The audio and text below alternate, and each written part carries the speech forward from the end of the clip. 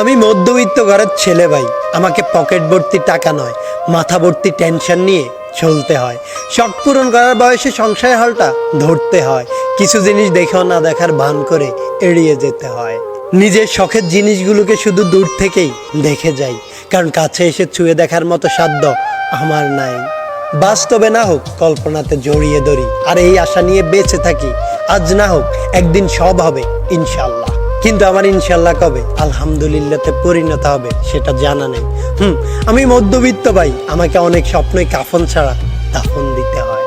আমি মধ্যবিত্ত ভাই, আমাকে কখনোই দায়িত্ব শেখাতে হয় না। বাবার বয়স যত বাড়তেছে, দায়িত্ব নামক শব্দটা ততই মাথার ভেতর ঘুরপাক খাচ্ছে, কারণ বাবার পায়ে সংসারের হালটা আমাকেই ধরতে হবে। আর এই দায়িত্বের চক্করে আমার শখ আর ইচ্ছেগুলো হয়তো অপূর্ণই থেকে যাবে।